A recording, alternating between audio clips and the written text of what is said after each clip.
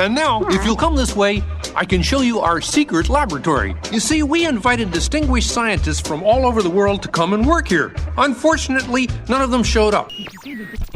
A heffalump-a-woozle is very confusal. A heffalump-a-woozle's very sly. You are not the first to pass this way, nor shall you be the last. Gonzo! What? Oh, sorry, boss.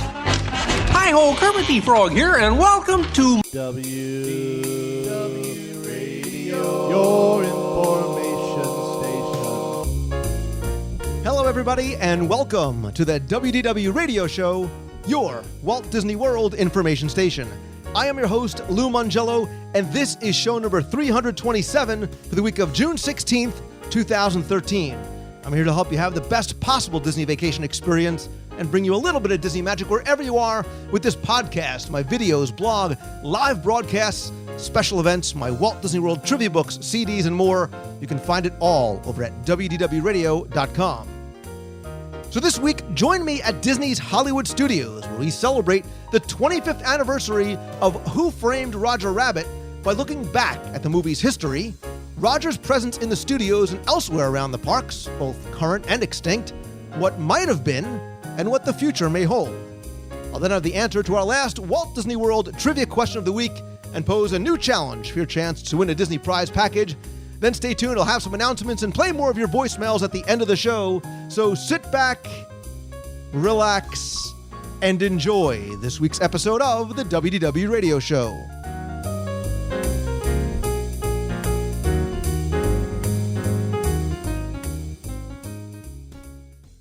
I'm not bad. I'm just drawn that way. Please, don't worry. Whatever you say. Yes, ma'am. Aye, aye, sir. Okie dokie.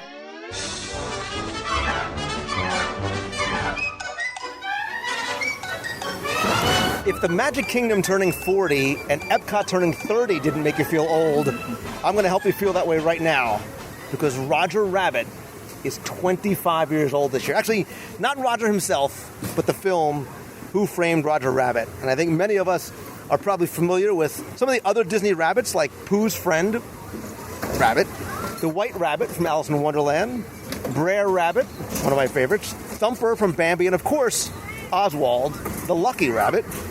But did you know that at one time, Roger Rabbit wasn't just going to be Disney's next big star, but he also had a considerable presence inside the Walt Disney World theme parks. So this week, we're going to go back in time. We're going to take a look at the history of Roger on screen and in the parks. We're going to talk about what was, what might have been, and where you can still find him today. And joining me here at Disney's Hollywood Studios, sitting in the shadow of the Maroon Studios sign, or what's left of it, is a man who really isn't all that bad. He's just drawn that way. He is historian, author, all-around nice guy, Mr. Jim Korkis. Please! Why, notice I didn't say impression. And with good reason there, too. Yeah, great to see you, Lou. And of course, like all Disney characters, Roger doesn't have a age. He is timeless.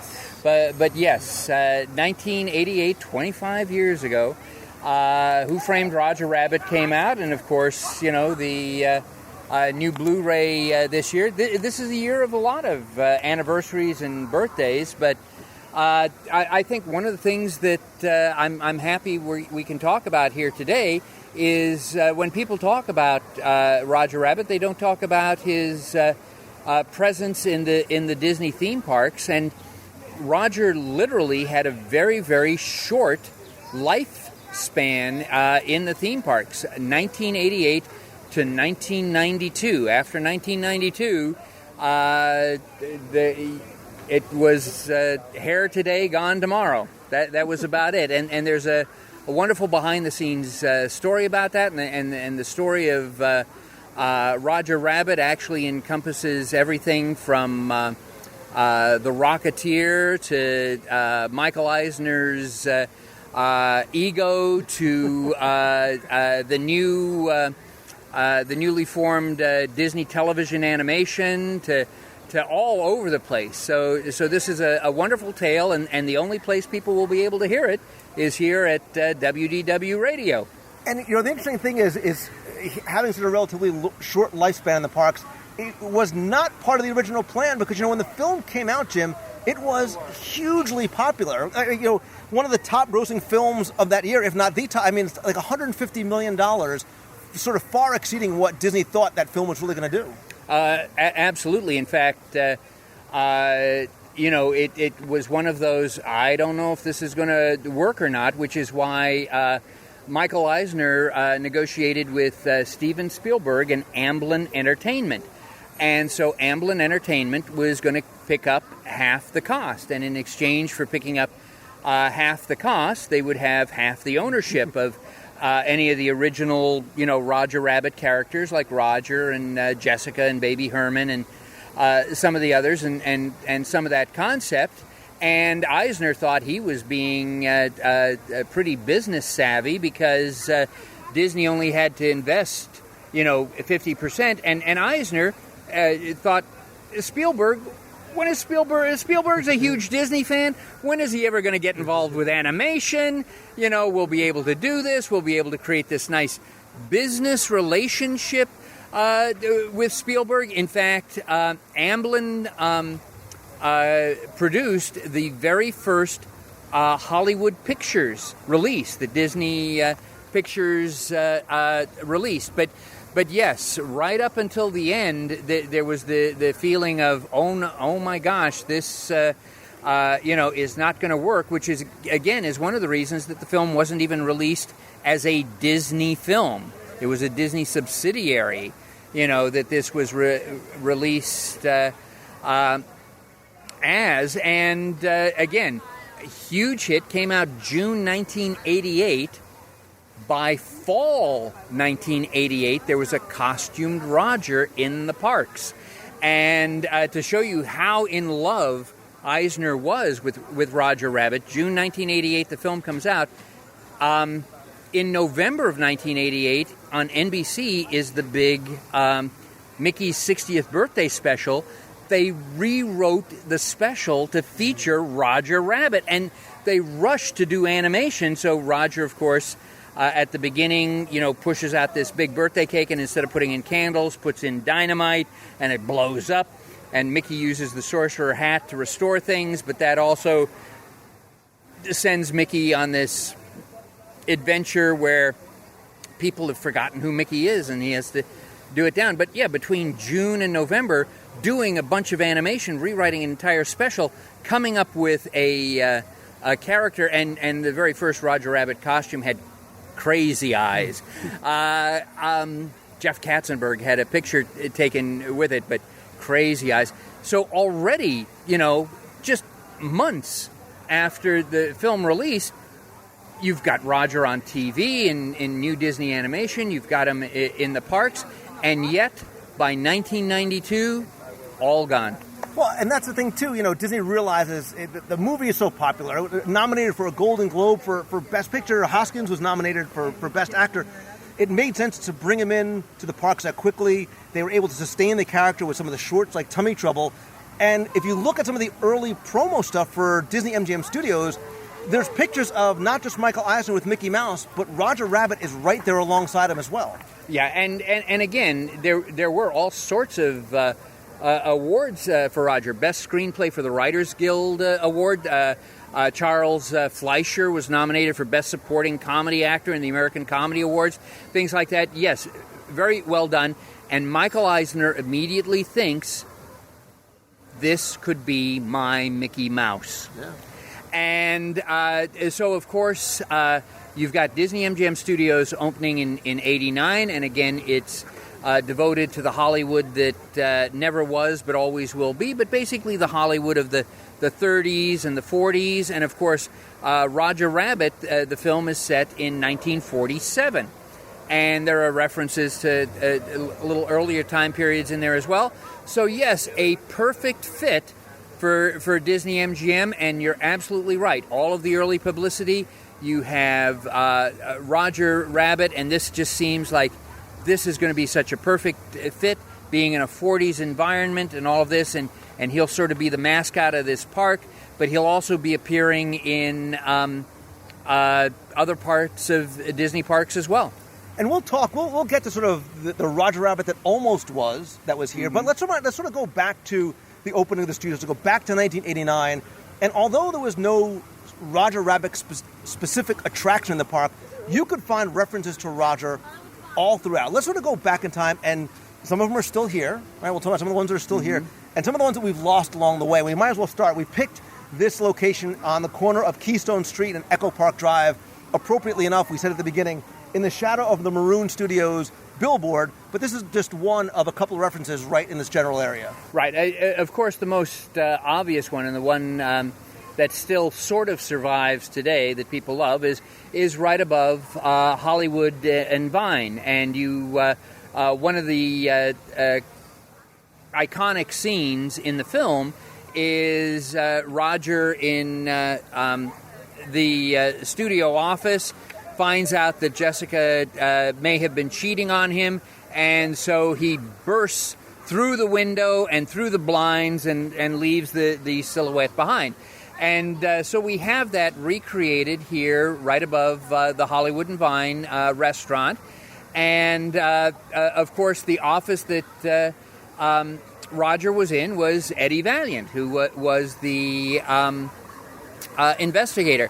However, the joke was a lot stronger then than it is today, because when the studio opened in 89, right above Hollywood and Vine, you'll see in one of the windows it says no actors, because the upper offices and rooms you would rent out to various businesses. And so, of course, especially in the 30s and 40s, you don't want to rent to actors because they're of low moral character, and they'll be partying all night, and they'll skip out on the bill and things like that. So actually that was a sign that existed in Hollywood in the 40s.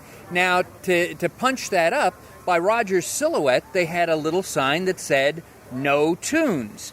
So you get the gag. Oh, no actors, and you look down through the windows, oh, no tunes. And what makes it even funnier is it's by Eddie Valiant's office. And again, in the 40s, right before his adventures with Roger, Eddie Valiant didn't care for tunes.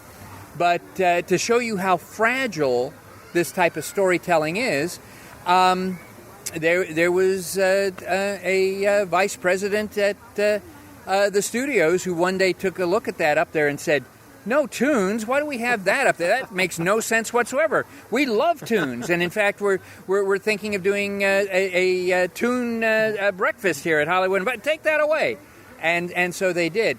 Now, of course, the silhouette up there. Lou and I spent some time before we did this podcast walking around the park, just checking to make sure things were there. And I don't know about you, Lou, but I'm sort of disappointed in that silhouette up there now. So it's odd, because if we look back at some of the old pictures, it very clearly is the outline of Roger Rabbit. And over the years, Roger, he's let himself go. It's somewhat misshapen, and we were sort of questioning how or why that could have happened, and why it's not sort of as clear as it was back when the old no tune sign was there. And why that hasn't been restored. Also right next to it, Eddie Valiant's window, we're seeing some of the lettering up there chipped away. But I was talking with Lou earlier that that's only part of the gag, because if you see where Roger is breaking through the window, if you follow in a straight line, it goes right past the Maroon Studios billboard. But if you follow it right backstage, it goes right to the exact location of the Feature Animation Florida building. And on the side of the building, and again, I haven't been back there in 3 years. I was laid off 3 years ago, but the last time I was back there, it was still there. It was there in 1989. On the side of the animation building is the black silhouette. The same size, the exact same pose. So Roger is obviously rushing out of Eddie's office because he's late for filming backstage, because 2 of the Roger Rabbit shorts were done here. And another thing that we weren't able to go back and check that was Roger Rabbit connected is right around the corner from that silhouette is Brigitte's garden. Brigitte Hardy was a animator working on the Roger Rabbit shorts, and as she was finishing up the second one, she was diagnosed and passed away with cancer. And so Max Howard, who was in charge back in the day, fought for and created a little garden back there called Brigitte's Garden. So I don't know if that survives today or not. But again, the window over Hollywood and Vine still exists in some form today, and that's a reference to Roger Rabbit. But also in this area we have... Right, so the Maroon Studios, and it's funny how you're able to literally connect the dots, because I didn't realize about the silhouette backstage. Like you said, it's where the second and third films were made, Roller Coaster Rabbit and Trail Mix Up. Again, this idea that the character of Roger was very much going to continue, not just on screen, but in the parks. Of course, it's back when animation was actually done here at the studios, and many of us lament the loss of that. But yeah, so the Maroon Studios sign, if you look at it now, it's a very faded sort of pink with Baby Herman, Roger Rabbit, Jessica Rabbit. It's beautifully done, like even sort of illustrate how the typefaces are different for each of the characters. But back in 1989, I have some pictures that we're looking at. You see that the sign was in fact the color maroon. There were different layers and such deep, rich colors. And over time, it's faded. And we sort of talked about the upkeep of that. I think we could argue, according to story, maybe since the 40s, the sign has faded from its original glory. Well, and certainly you and I have faded from our original glory as well. But yes, and the signs right down there at the front of Hollywood Boulevard, the Hollywood Land sign, and the one Hollywood Canteen and all of that are at the front of the park. Those are also sun faded, and I wish somebody would think about touching them up. But again, would that attract more guests to the parks or not? Now, the Maroon Studios thing is up there as well, and it's in that particular location right above Peavy's, because if you had X-ray vision and you could look through Peavy's, you would see Sunset Boulevard. And we're going to be talking about this a little later, but Sunset Boulevard was supposed to actually be something else, and the Maroon Studios sign here was a foreshadowing of what you were going to see just on the other side of this billboard. And the billboard is wonderful. There's individual style of lettering for Baby Herman and Roger Rabbit and Jessica Rabbit, and it's just amazing. And you talk about things that might have been. That Spielberg and Zemeckis' first choice for Eddie Valiant was Bill Murray. But Bill Murray doesn't have an agent, doesn't have a manager, so they couldn't track him down. Years later, when Bill Murray found out about this, apparently he just started yelling, "I would have done that! I would have done that!" And they auditioned for Judge Doom, Tim Curry. Mm-hmm. And Tim Curry was just so frightening, scary that they just didn't want that. And again, in the Pee Wee Herman was almost Roger. Yeah, absolutely. Yes, Paul Rubens. The first go round for Roger Rabbit, they auditioned. Paul Rubens was going to do that voice, and again, the design of the character was going to be completely different. This design. Richard Williams, who was the animation director, calls this a Frankenstein bunny because they use bits and pieces of other characters to create a sort of a false familiarity when you see it. And so, of course, the reason that Roger is dressed in yellow and red and white and black is because whatever other famous... Right, he was going to be, the counterpart to Mickey Mouse, the new Mickey Mouse. He was going to actually be the new Mickey Mouse, and Eisner saw him as that way. And so immediately, they started to put, in 89, have him here, have those elements. There were some other elements here in 1989, though. So let's start sort of virtually walking through the park, and the next sort of stop, logically, I think, would be the Great Movie Ride. Mm-hmm. we talk about how, again, the studios was so different initially when you could be walking around and you would see the star of a day and where people were coming out and they were having the celebrity handprints being put into the courtyard. Well, Roger Rabbit, like many other famous celebrities like Kermit the Frog and Jim Nabors, he too has his handprints and footprints on there dated May 1st, 1989 with his trademark, and I'll let you do the impression of please.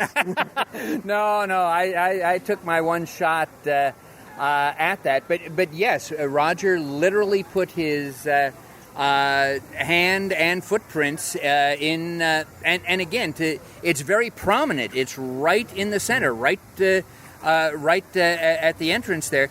He put it there on the very first day. And of course, while we did have a walk around Roger Rabbit, we did not have a walk around Jessica. If we did, then the line would have been out of the park and all the way to Epcot at this particular point of people coming in for meet and greet. However, there was an opportunity for you to get your picture taken with Jessica. Yeah, back so the old Looney Bin, which is now the area, the sort of the gift shop at the end of the backstage tour, was very much themed towards that Acme factory. And there was that cutout of Roger Rabbit, much like the silhouette here, and a sort of a standee up against the brick wall where you can take a picture next to Jessica. Actually, you got two chances, because I was out here in '89 and I got my chance twice. As Lou was saying, you're going into the Acme warehouse, and actually after you left the tram ride, you could see Roger's footprints on the ground leading you into the Acme warehouse and into the part of the Acme warehouse which is called the Looney Bin. And very much like later Mickey's Toontown had, there were boxes where you could open it and you'd get a spring sound or laughter or things like that. So a lot of those items then made it to Mickey's Toontown a couple of years later. But yes, up against the wall, you had a couple of photo opportunities. You had the Dipmobile that had broken through the brick wall, so you could literally put yourself underneath the rollers as if you were going to be squashed. And they had a full-size standee of Jessica, and behind her, as Lou said, there was a hole in the wall with, again, Roger's silhouette. And so you could stand next there and take your picture with Jessica, or just directly across from that, they had a photo imaging place. And so just like today with PhotoPass, they say, hold your hand here, and then when you get the picture, oh my gosh, Tinkerbell is in your hand. In this, you went over, and in my case, put on the Eddie Valiant trench coat and hat, and they tell you to pose, and you're posing with thin air over here, basically. Move your hand up a little this way, whatever. And then when the picture comes out, you're actually holding Jessica Rabbit, and she's done up very much in like 3D animation, so it's not a hand-drawn type thing. And you could also get your picture in Benny, but why would you want your picture in Benny the Cab when you could get it next to Jessica Rabbit? So there were all those things there. Very few things still left in the Looney Bin when we took a look today, right? Yeah, so some of the gags are still there. Most notably, I think, the ton of bricks that's hanging overhead, some of the bombs, and a couple of the crates on the wall. But it's very much not themed. It's not meant to be sort of that direct connection to the film anymore. Yes, unfortunately. And so that was a fun place. Also in there, they had a black vehicle, again, with cutout standees, of the Toon Patrol vehicle that the Weasels drive in the movie. And so they had cutout standees of at least two of the Weasels, as I recall, so you could go over and you could pose near the Toon Patrol vehicle. And again, it was the actual one used in the movie, and we found that that's someplace else now, right? Yeah, but I want to just quickly, before we head over to that, because I want to, as long as we're standing here by the backlot tour, back when it was a 2-hour walking tour and tram tour and a residential street, you could also find a lot of authentic props from the film itself, too. You could find Eddie Valiant's car. You could find some of the red car trolleys as well back there too. When it's sort of that boneyard had a lot more to it. No, you're and again, we sacrifice for the listeners at WDW Radio. We actually went on the backlot tram tour. For me, it's been a couple of years. I think it has been for Lou. And actually, as we went back there, I pointed out a hidden Roger Rabbit reference for Lou. We're looking at, tried to get him out there, to dress up in the raincoat and get soaked and take a picture, but he's done that before, I've done that before, been there, done that. So anyway, we're looking at that scene, and it's the harbor attack, which of course is based on the World War II type thing, and of course harbor, sort of refers to Pearl Harbor, and there were plans to do a Roger Rabbit sequel, and it got very, very close to being green-lit. However, and it was going to be done with CGI animation, and Eisner took a look at the budget, and it was going to be like $100 million. And in those days, $100 million was really something. It's not like today where you can spend $300 million to have Johnny Depp play Tonto. $100 million, and Eisner said, that's not a good investment. What we're going to do is we're going to take that money and invest it in Pearl Harbor, which cost $148 million. But yeah, backstage you could sometimes the Dipmobile was out there as well too. But in the Boneyard they had the blue cars, Eddie Valiant's cars, and as Lou said, the red car out there. So there were some references. But yes, where you could actually take a picture was the jet black Toon Patrol car. And like you said, there is a second, the real Toon Patrol car has been here, and it's still here. And I think we went by this before, too, because it's changed over the years. Mm-hmm. A lot of people walk right by it or sit right by it and don't know where it's from, because if you go to the Backlot Express in between Indiana Jones Epic Stunt Spectacular and the Star Tours The Adventure Continues, Backlot Express, sitting outside in that lower level seating area, is this large black car from the 1940s. But we were looking at old pictures, and we were talking about how we remember at one point it said Toon Patrol on the side and had sort of that circular sticker indicating that, it was the Weasel's car. And now it's just your car. It's anybody's car. But again, this is a restaurant which again is themed to this is where they do the props and the painting and all of that. So that outside area is a paint area. Inside, there's another paint area. There's also an area inside that is devoted to stunts. And we ran across another Roger Rabbit reference. Yeah, so again, this is another one. Unless you look very closely inside Backlot Express, there's a number of sort of different rooms. So it's like the stunt room, the paint room. All the way in sort of the back far left corner, it looks to be sort of a very strange-looking dune buggy, but it actually was the vehicle that they used to film Bob Hoskins sort of driving Benny the Cab.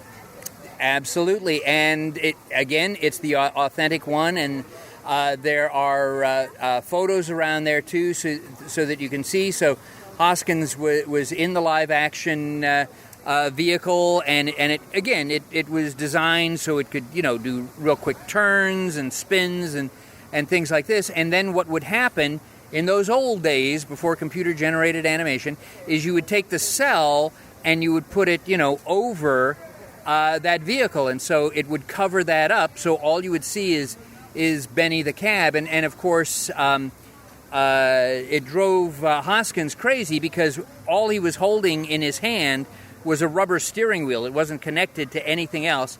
And he had to act with Roger, the invisible Roger, who is sitting next to him, and with Benny the Cab.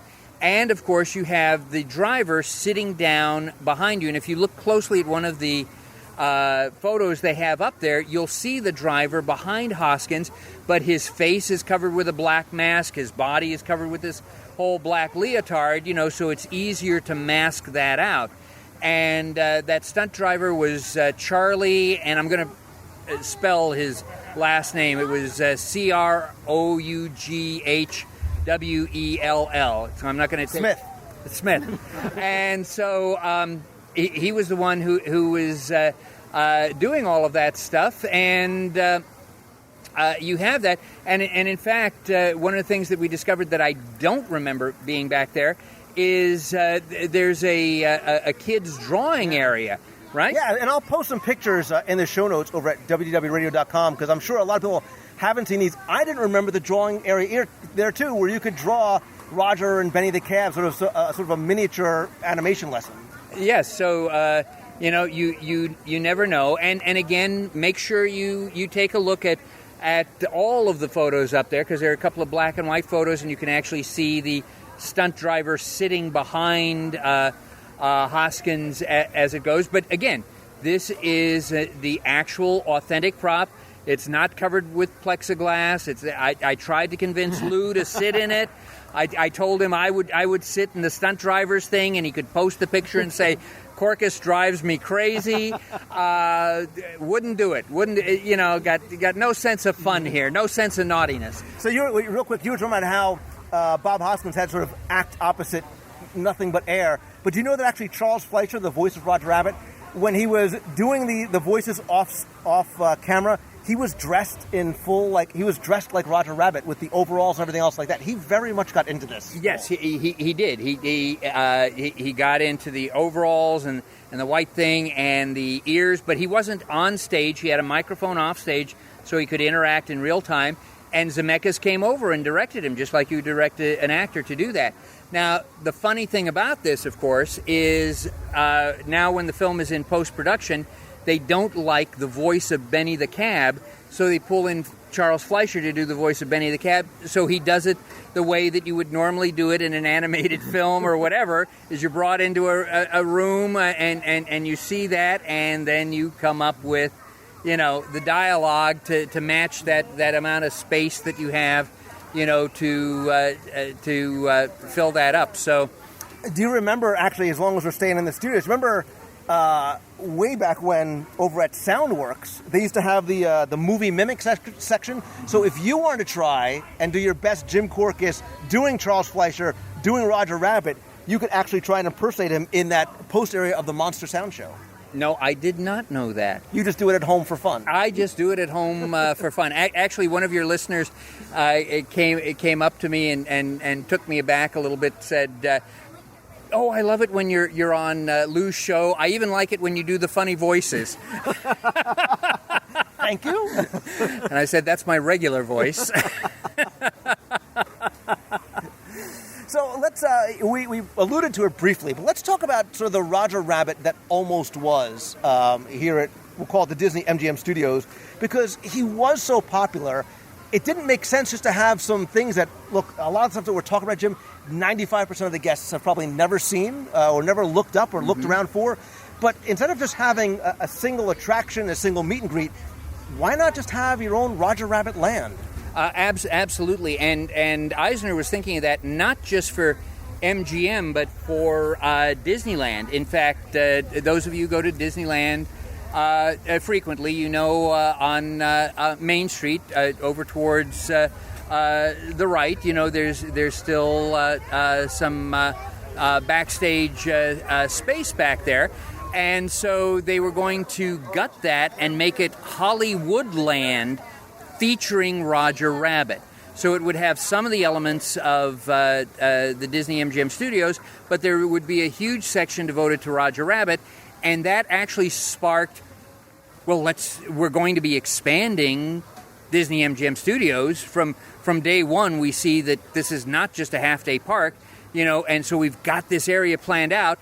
So there was going to be a whole Maroon Studios area, literally a Roger Rabbit land, which is where Sunset Boulevard is today. And I've seen two versions. I've seen one version where it was all Roger Rabbit, and I've seen another version where it was just like the plans for Hollywoodland. It was going to be a Sunset Boulevard, and then at the end of Sunset Boulevard, basically where Rock and Roller Coaster is and all that, would be that Roger Rabbit land, and there would be three major attractions, right, Lou? Right. So you had you would have had this Toontown trolley, sort of a flight simulator, sort of taking you sort of on this wild ride through Toontown. Baby Herman's Runaway Baby Buggy Ride, which is the one that I think probably was the most fun-looking of all, but where you'd sort of sit in these giant, oversized baby buggies going through the Toontown Hospital, really inspired not by Who Framed Roger Rabbit, but the Tummy Trouble cartoon, and the Benny the Cab Ride, a dark ride that eventually made its way out to Disneyland. And you're absolutely right. Now the Toontown Trolley was going to be much more amazing than just Star Tours, because besides the screen in front, you would have screens on the side. And literally, it's a runaway trolley. And so you're going through that motion simulator, and so you're literally in a cartoon. That's what they wanted to create, is that effect. And as Lou said, the Baby Herman Baby Buggy ride was going to be your typical dark ride, and the ride vehicles were going to be the baby buggies, and it was based after Tummy Trouble, and you're going through a hospital and the wild, wacky things. But, you know, Disney is such a visible target. When that was announced, people were saying, well, why don't you just send it through a cemetery or an old people's home? You know, people are dying in a hospital, and it's disrespectful for Disney to make fun of a hospital, and it's like, oh, wow. And Benny the Cab did become the cartoon spin, but Benny became his brother or cousin, Lenny, right? Because by the time Toontown opened, which was, 93, 94, the memo had already gone out, no more Roger Rabbit, stop those projects and anything that relates to that. So, but of course, before it even got to that point, Roger was all over the parks. A lot of people tend to forget that he was in the Kids of the Kingdom show on the front stage of Cinderella's Castle over at the Magic Kingdom, that he popped up as a major character in Mickey's Starland. They had that little show where they're going to, and Mickey has disappeared again. I guess Mickey disappears a lot, and Roger has to get involved with finding that, but, and they would give out these things. But 1991 was the beginning of Walt Disney World's, basically Magic Kingdom's, but Walt Disney World's birthday celebration called a surprise celebration, and Roger was part of that surprise. And so on the front of the press kit is his picture. Roger literally went out on a touring show around the country where you had, the cute Disney kids dressed up in Roger costumes as well, performing with Roger. For that to happen, Roger was the band leader in the Spectral Magic Parade, later replaced by the Genie. Yes, so Roger was this real major presence. Well, and that's the thing, going back to the studios, we were talking before about sort of these immersive experiences, and I think Cars Land is sort of the first time we really see in a Disney park where you step foot into a movie, right? That's what this Roger Rabbit's Hollywood Land or the cartoon Hollywood was going to be. It was really going to be based around the Toontown Depot, and there would have been the Terminal Bar and Grill. It would have been that same thing. Sunset Boulevard, according to the one sort of set of concept art, would have been that same type of experience. You stepped foot onto this boulevard, you would have been stepping foot into a very immersive 360-degree Roger Rabbit type experience. But he wasn't just here. He wasn't just in the Magic Kingdom. He wasn't just touring the country. Lest we forget, Jessica's of Hollywood. She was the person, moving leg and all, that welcomed you into Pleasure Island. And Jessica's of Hollywood. And people laugh. They think that we kid when we talk about Jessica's of Hollywood, like the Wizard of Bras in Disneyland. There was a store inspired by Fredericks of Hollywood called Jessica's of Hollywood. Yes, absolutely. And what a welcome that was. if only we could be welcomed that way today. It would be a better place. And one of the things that you reminded me of that we forgot to mention on the Maroon Studios Roger Rabbit land is they would have had red cars going up and down the block. So that would have been a ride, and that little literally transformed a little bit into the Jolly Trolley they had in Toontown. And as you said, the Terminal Bar, which would have been a restaurant. And inside, it wouldn't be just, oh, well, here's a restaurant and it's named Terminal Bar. It looks like the one in the movie, and then you're going to have, cartoon. You'd have cartoon characters popping up, and then, whether they'd be audio animatronic or not, or whether they'd be stiff figures, So literally, you would have been in Toontown, which it would have been exceptional. And yes, Jessica, how wonderful would that have been? And Lou and I were just talking about the fact that Disneyland Paris, just a month or two ago, introduced a walk-around Jessica character, which nobody seems to like. Now, people say any Jessica is a good Jessica, but this is not a face character. This is a mask character. And so she's frozen with this one expression, and so it just looks odd seeing this. But again, Disney will always change characters. At one time, Mad Hatter was a head character, rather than a face character. At one time, the stepsisters were actually played by male actors, the ugly stepsisters from Cinderella. So things could change. But out here there was no Jessica. But yeah, Jessica's Hollywood. And over at Pleasure Island, originally that was a Dick Tracy shop, but Dick Tracy has a connection with Roger Rabbit, and explains why Roger Rabbit is not in the parks anymore. Yes. And it also connects to Rocketeer. It's like 6 Degrees of Kevin Bacon. It is. So we're going to get to that. But it was a Dick Tracy shop, and then became Jessica's. And Mark Medosian is the one who did the Jessica's with the swinging leg. And inside there were cutouts of Jessica, and in the back there was this huge door with a star on it, which was Jessica's. And yes, you could buy all sorts of Jessica merchandise. You could even buy Jessica tattoos that were called pressers. Because again, I guess they were temporary, and Disney doesn't sell tattoos, so you could put that on. And then, of course, when things went sour with the Roger Rabbit franchise, they still moved Jessica down to the end of Pleasure Island. She still welcomed people for years. And then when Hyperion Wharf was announced, and I know we don't talk about Hyperion Wharf anymore, but when Hyperion... They call it Disney Springs now. Disney Springs, yeah, I know. Disney's middle name is Jello. It all changes.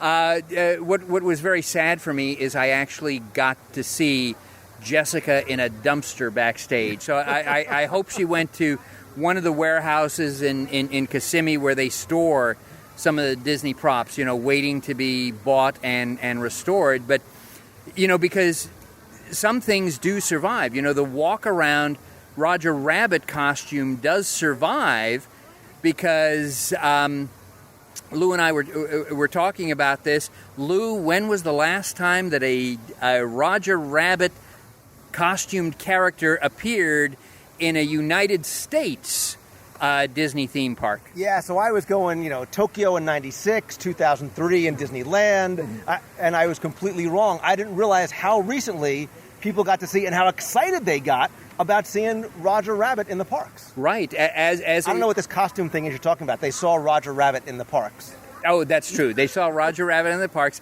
and that was this Easter out at Disneyland, Easter week, as part of the Spring Fling and the limited time magic surprise and whatever. Disney used to have an Easter parade, for crying out loud. They don't have it now. They have a regular parade, but for 10 minutes, 15 minutes before the parade, they do trot out, one float and do a little Eastery thing. And they had Brer Rabbit, and they had Rabbit from Winnie the Pooh, and they had these on this float coming out, but in the middle of the street, they have Roger Rabbit. And I remember a big part of the Easter parade was Roger Rabbit singing and leading everybody in, the bunny hop, the rabbit hop, hop, hop, hop. And so this time Roger didn't sing. You didn't use the Fleischer Charles Fleischer soundtrack. You had the little Disney host up on the float, leading people along. But there's Roger in the street, and he's leading people in doing the Easter bunny hop. Hop, hop, hop. One woman on the East Coast heard about this, flew out with her kids to Disneyland on almost the last day, just so her kids could do on Main Street the bunny hop with Roger. And Roger, after the little bunny hop, was quickly shoved backstage. No meet and greet, no autographs, anything like that. So the Roger Rabbit costume still exists to the point where it can be used. So let's sort of, wrap things up with talking about. Let's sort of talk about the sustainability 25 years later of Roger Rabbit, right? I still love the film. I've introduced my kids to the film. We are starting to see Roger still exists here, but he sort of always still exists to a certain degree via Jessica Rabbit, right? She's on Big Figs, mini Big Figs. There's a whole new line of sort of retro, sort of World War II era looking T-shirts. Listen, Jessica can't die, right? Many people are sort of holding on to their love of Jessica, like Jim Korkis. Yeah. But let's talk about the sustainability of Roger the franchise, right? There's been talks again about bringing this idea of the sequel back, right? Has Roger sustained itself? Can he be reintroduced? And is there a possibility of seeing him come back to the parks again? Not in the way that Eisner wanted to do it as part of the Disney decade, being Mickey's sidekick, but coming back into the parks, having some sort of presence here again. See, and I'm the wrong person to ask because is he a Muppet for a new generation? Can we sort of bring this idea of Roger coming back? Because I really didn't care for Roger Rabbit. I loved everything else. You love Jessica. I love the concept. I love the other characters and all that. And again, with Roger Rabbit, everybody looks at that and says, well, that's the beginning of the animation renaissance in 1988, where animation is now turned around. It's not just for kids anymore. It's for families. It's for adults. All of that. Disney has rewritten history. Well, because now it doesn't begin with Roger Rabbit. Right. It all began with a mermaid. Right, and that's my question to you was, look, before Roger Rabbit, there was not a great track record of what was going on. Did Mermaid and Beauty and the Beast and Aladdin, did they kill Roger Rabbit? Because they were so successful, it sort of didn't necessitate the need for a Roger Rabbit sequel? They killed it because they were less expensive. So instead of paying 50% to Spielberg and Amblin Entertainment, and Amblin Entertainment still exists as an entity, even though Spielberg is with DreamWorks, it was cheaper to put in something that was Mermaid or Beauty and the Beast than to pay the 50% to Spielberg. And the problem with that was when there was merchandise on property, you had to keep two books. You had to keep a book for regular merchandise, and then you had to keep a set of books for any merchandise that featured anything that was Roger-oriented. Tummy Trouble came out, was released with Honey, I Shrunk the Audience. Huge hit. And everybody figured that including the Roger Rabbit cartoon with that, by golly, that's what, added to the extra take of Honey, I Shrunk the Kids. So the next one, Roller Coaster Rabbit, done out here. If you put that in front of a film, you're going to up the, because Roger Rabbit is so, important, it's going to up the take that you get, especially opening weekend. And so what happens is Disney has a film coming out and Spielberg has a film coming out. Disney has Dick Tracy coming out. They think it's going to, that's going to need some help because it's gone over budget. They want that. Spielberg has a film coming out from Amblin. That's the first film being released by Disney through its Hollywood Pictures title, and it's A Faraway Place. Reese Witherspoon is in it. Spielberg wants it, but because it's being released by Disney, Disney pulls, or Eisner pulls, authority and says, no, it's going out with Dick Tracy. We've got two Disney films we're releasing. It goes out with this. And no, it wasn't a faraway place. It was Arachnophobia. Spielberg had Arachnophobia coming out. And Faraway Place was the last Roger Rabbit film. But so Arachnophobia tanked at the box office. It could have used Roller Coaster Rabbit. Dick Tracy didn't do quite as well as it wanted either, but that was the straw that broke the camel's back, and Spielberg was looking to get even. So out here in Florida, they worked on another Roger Rabbit short called A Hair in My Soup. So Roger and Baby Herman and his mother go into a restaurant. The mother goes to the bathroom. Baby Herman follows a chef into the kitchen, and so you don't want to see what happens in a restaurant's kitchen for your food there. So this is almost completed, and Spielberg steps in and goes, "No, I can't approve this story." And that short would have been released with Rocketeer, which could have used a Roger Rabbit short to do it. And so this is where tensions are starting to come. And so they make the third Roger Rabbit short, Trail Mix-Up, and that's the one that goes off with A Faraway Place, the Reese Witherspoon one, and again doesn't help the box office. And you can see that Roger's attraction is starting to wane. But what happens at this point is Eisner says, "I can't work with this guy."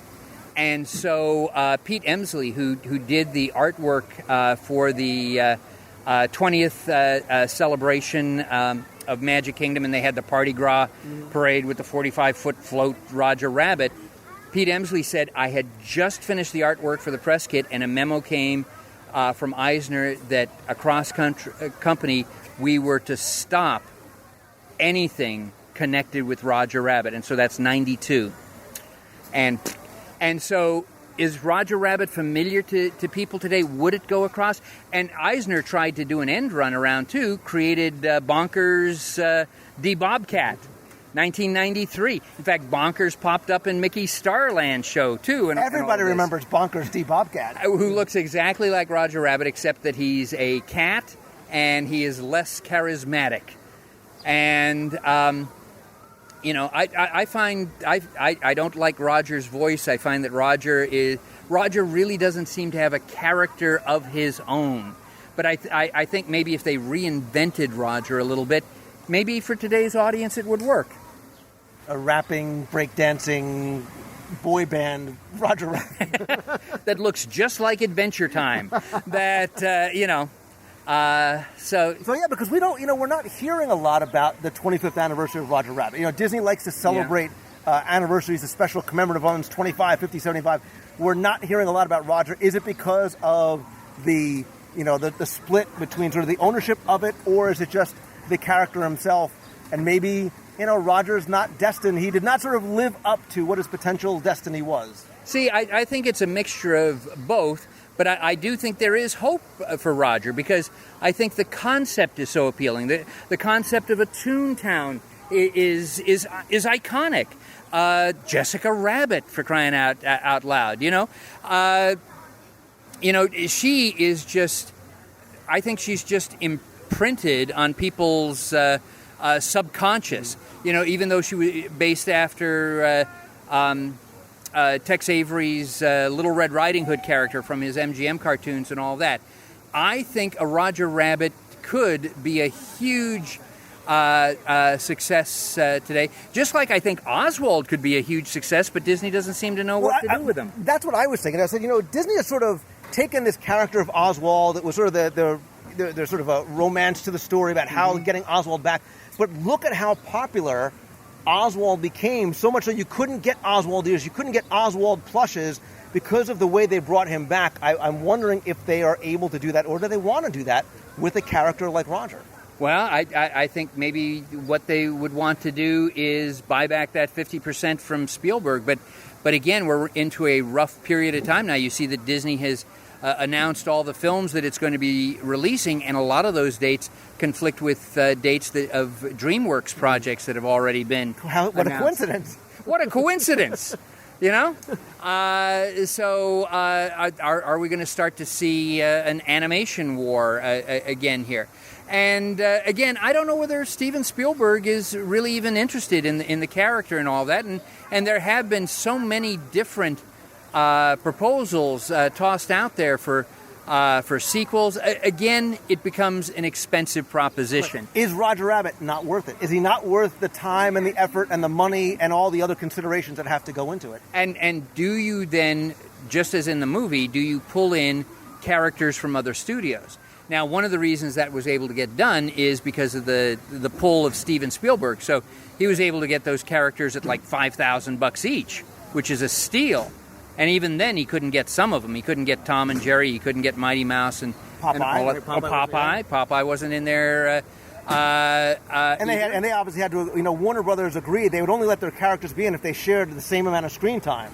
So Donald and Daffy are on screen at the same time. Mickey and Bugs are there sharing the same amount of screen time. And with costumed characters, the rule of thumb is you cannot pose with another character. Even if it's Santa Claus, let alone Woody Woodpecker, you cannot pose with another character because Disney universes are separate. Even the official rule on merchandise for Disney princess merchandise, I don't know if they still follow this, but the original rule was, yes, you could have all of the princesses together, but they couldn't look at each other. They could look in the direction of the other princess, but they couldn't look at each other because then worlds collide. It's like a disruption of the space-time continuum. That's right. And so does Roger work because you're pulling in characters from other studios, or is it just the concept of humans and tunes together that work? I know that Gary Wolfe, has written a second sequel to his first Roger Rabbit book. He's also promoting that. That he's written a screenplay called The Stooge, which would be Mickey and Roger together. I don't think the Disney studio, that's even on their radar. But yeah, I think there is hope for Roger, but I think he needs to be re-looked at in terms of what made this character, what made this movie appealing and amazing. And as part of the 25th anniversary, will he be reintroduced and maybe loved by a new generation of kids or maybe people who didn't know about Roger beforehand? I would love to hear from people who are listening their thoughts on Roger Rabbit, the film, the character, his presence in the parks. Would you like to see Roger come back in any or all of those different forms, in those different mediums, in person, in the parks, in another film, whatever it may be? I think you're right. I don't think we're going to see, as Disney is as we speak, trying to reintroduce Mickey to a whole new generation and younger audiences on sort of the Disney Channel. I don't think they're going to do it with him holding hands, necessarily with Roger Rabbit. That final scene of Who Framed Roger Rabbit shows us, Jim, that we all can get along, no matter what studio we may be coming from. Listen, I love having you come on and help us sort of look at not just the details and why they're here and what they mean and connect the dots, but really the fact that you're able to connect it to the stories and the peoples and the character and the history. That's what makes these parks so rich. That's that level of storytelling and detail that goes into here. And that's why I love having you come on to help people not just recognize it, but appreciate it and hopefully pay it forward and share those stories with other people, just the way you're doing. Here comes the shameless plug in not just your new book, Who's Afraid of Song of the South, all about Song of the South. We talked about that a couple of months ago on the show. But your revised Vault of Walt, which has stories about everything from Walt Disney himself to Disneyland, animation, Walt Disney World, and so much more. I'm going to put links in the show notes to where you guys can go get those books at Amazon.com. And as always, my friend, it is such a pleasure having you here. And as you know, Who's Afraid of the Song of the South has an entire chapter devoted to Jessica. So you can pick that up. Lou, always a pleasure. And yes, folks, he's as nice in person as you hear him on this podcast. In fact, he just took me to Brown Derby, picked up the tab, and Lou, we got to do this more often, buddy. We got to do this more often. I agree. We need to go to the Brown Derby more often because I love my Cobb salad and I love my Jim Corcus. And I think because it's staring us in the face and it has a connection, I think we need to have a PB's Polar Pipeline frozen Coke. Sounds good to me. In the shadow of the Maroon Studios. And the shadow of the Holly, Vermont Realty Company, Walt's first animation studio. Who's afraid of Roger Rabbit? That's the real question. What a great title for an article.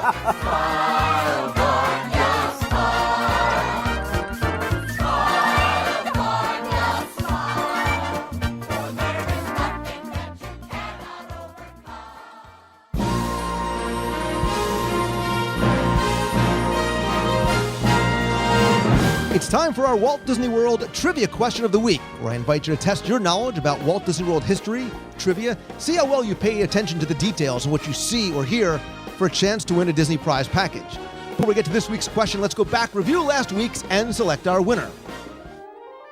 So on last week's show, we took a virtual walking tour of Frontierland, and we briefly touched on one of my favorite restaurants, Pecos Bill. It tells tales of imagery found in American folklore and fake lore, and some of the great stories that are told in the details. And over the fireplace inside the restaurant is a picture of Pecos Bill and his beloved horse. And your question last week was simply to name who Pecos Bill's horse was. Well, again, hundreds of you answered, hundreds of you got it correct, because Widowmaker was Pecos Bill's horse. And if you know the story or watch the movie, you know about his jealousy about Pecos Bill and Slewfoot Sue. So again, congratulations to all of you who entered. You were playing for all of my audio tours of Walt Disney World, a luggage tag, button, and a signed copy of my Walt Disney World trivia book. And last week's winner was Art Timpson. So Art, congratulations. Send me your contact information. I'll get your package out to you right away. If you didn't win last week, thanks so much for playing, but don't worry, because here's your next chance to enter in this week's Walt Disney World Trivia Challenge. So since we're at Disney's Hollywood Studios, I thought we would stay there for this week's trivia question. And over the years, this park has been home to some fun, memorable, and sometimes not so memorable, shows on stage and on the streets of the studios. And in fact, some of them were relatively short-lived, and chances are you probably never even saw them at all, or maybe even heard of them too. So this week, I'm going to make the trivia question even simpler, because all you need to do is tell me which of the following attractions or shows did not ever appear at Disney MGM or Disney's Hollywood Studios. So, was it a show based on the Teenage Mutant Ninja Turtles, Dick Tracy, DuckTales, Goosebumps, or Ace Ventura? Just tell me which of those was not ever in the studios. Easy, right? You have until Sunday, June 23rd at 11:59 p.m. to email your answer to contest@wdwradio.com. Again, you'll be playing for all the tours, a luggage tag, button, and a signed copy of my Walt Disney World trivia book. So good luck and have fun.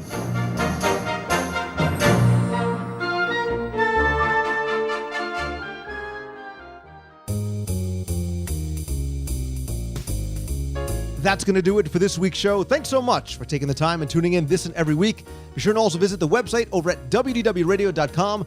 There you'll find multiple daily blog posts from lots of great guest contributors, new videos, our free email newsletter, the free WDW Radio app for your iPhone or Android device, our discussion forums, and much, much more. Speaking of videos, also stay tuned for a brand new video series launching this week over on the site, as well as on our YouTube channel at youtube.com/WDW Radio, or you can also get it by subscribing to the iTunes feed as well. While you're on the site, be sure and check out our events calendar for Meets of the Month in Walt Disney World. The next is going to be the weekend of July 27th, as well as other events on the road, including our trip out to Aulani, our cruise on the Disney Fantasy, and we'll be at the D23 Expo in Anaheim this August. We'll have a booth on the show floor, and we'll be broadcasting live, so stay tuned for more details as we get closer. Thanks as always to my partners and sponsors, Mouse Fan Travel. They are my official recommended travel provider because it's who I use. So whether you're coming down to Walt Disney World, going into Disneyland, on a Disney cruise, or on Adventures by Disney, Becky and her team of agents give you the best possible prices, all available discounts, an incredible level of personal service, all at no additional cost to you. You can check them out over at mousefantravel.com. And if you want some Disney magic delivered right to your door or your Kindle or iPod, you can subscribe and order back issues of Celebrations magazine by visiting celebrationspress.com. You can follow me over on Twitter. I am at Lou Mongello, and facebook.com/Lou Mongello. You can subscribe to my profile there. If you have a question you want answered on the show, email me at lou@wdwradio.com or call the voicemail. I'll be heard on the air at 407-900-9391. And as always, my friends, and you are my friends, whether we have met yet or not, all I ask is that if you like the show, please help spread the word. Let others know about it. Tweet out that you're listening. Share links on Facebook. Come by, comment there as well. And please come by, rate and review the show and the app over on iTunes. Very, very helpful. Very much appreciated. And most importantly, I need to say thank you. this and every week for you taking the time to tune in, to listen, to watch, to comment, to come by the social sites, and for letting me share my passion for Disney with you in this and so many other ways. I want you to have that same feeling and love what you do each and every day. So remember, amazing things are coming down the road for you. Just don't ever stop walking the path wherever it may take you. Have faith and always keep moving forward. Have a great week, everybody. So until next time, see ya. Hey, Lou, it's Wesley Snyder calling from outside South Bend, Indiana. And I think maybe I've been listening to your shows for too long today because I keep hearing about meats of the month, and all I can think about is food. And I think maybe you should have meat of the month with MEAT, where people could go with you to Pecos Hills and get a 3rd-pound Angus burger, or you could have a meetup where everybody has a turkey leg, or even have it at the Yachtsman and everyone could eat a steak. Just a thought. So, yeah, meat of the month. Think about it. Hi, Lou. This is Rod calling all the way from Miami. I just wanted to call and just mention a little something that happened this weekend. I went over to Hollywood Studios for May the 4th Be With You celebration, and it was great. And but I was reminded of you because you always mention that we don't really come back for the parks and the attractions. It's really the cast members that really make such an impression on us. And every time I go to Hollywood Studios, my wife and I always pass by the first aid section where lovely Nurse Sue is at. And I remember one time last year, he got really, really, really motion sick, had really bad motion sickness, had never had it before, thought I was going to die. Ran over there. She took care of us, and she did such an amazing job. She took so much care for us, for me. And every time we go to Hollywood Studios, we always make it a point that once we cross the gates, we bust a left and we go see Nurse Sue. And it's turned into a really wonderful relationship. Every time we go, we give her a big hug. We exchange pictures. We take pictures with her. We email each other now a lot more. It's such a wonderful experience, and it's that little extra magical something that you get whenever we go to the parks. It has nothing to do with the rides. It has nothing to do with the songs or the music or anything. It's that human interaction that going beyond, that step above and beyond that these cast members and these people that work for this wonderful company, Disney, that do for all the people that come and visit. So I just wanted to tell that story. Thank you so much, Lou. Listen to your podcast always. Catch you later. Bye. Hello, Lou. This is Al Parr. I'm a retiree, and I take you with me on my daily walks around this small lake on the campus of Southern Illinois University. And it brings me joy to be able to enjoy the lake and also listen to your excitement about the thrills and so on that people can have at Disney World. It's my connection when I'm not able to be at Disney World, and I appreciate your being there and sharing that with us. I hope to be able to take my grandchildren in the next few months. I saw that today that the final track was put in place for the Dwarfs Mine Train ride, and I can't wait till that is completed and I can go back with my grandchildren again and give them that thrill. And thank you for keeping us informed of all these activities, and appreciate what you do for us. Signing off here, Al Parr in Southern Illinois. You've got a friend.